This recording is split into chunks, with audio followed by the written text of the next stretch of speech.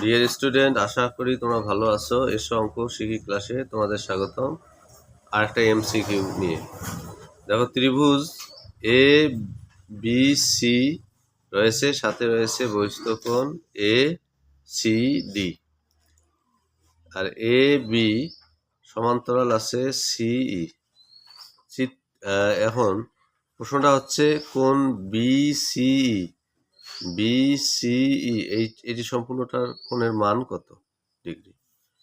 এখন দেখো, কোণ এ বি সি দেওয়া আছে 70 ডিগ্রি, বি এ সি দেওয়া আছে 50 অর্থাৎ 50 ডিগ্রি, কোণ এ সি বি 60 ডিগ্রি অর্থাৎ 60 ডিগ্রি দেওয়া আছে।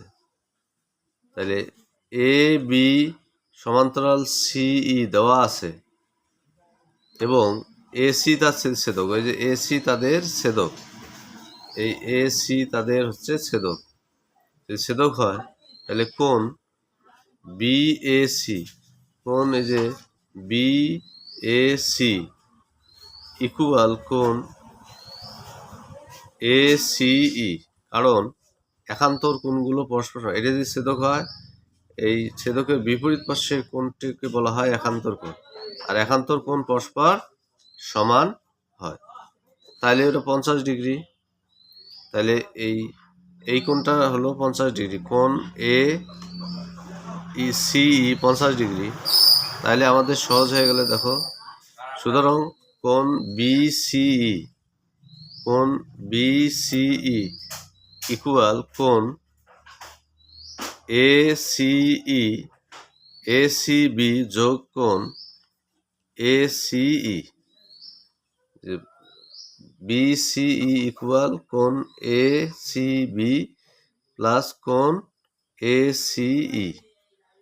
এটা এসিবির মান হচ্ছে 60 ডিগ্রি প্লাস এসিইর মান হচ্ছে 50 ডিগ্রি, যোগ করলে ইকুয়াল 110 ডিগ্রি।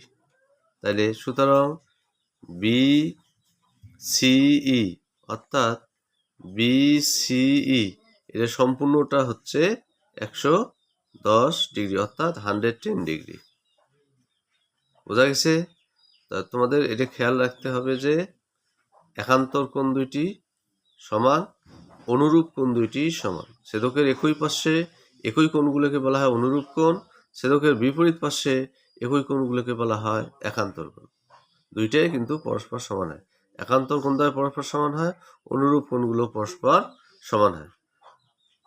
নিশ্চয়ই ক্লাসটি ভালো লেগেছে তোমাদের। আজকে এই পর্যন্ত। ভালো থাকো, সুস্থ থাকো। ভালো লাগলে কমেন্টের মাধ্যমে জানাতে ভুলবে না। আল্লাহ হাফেজ।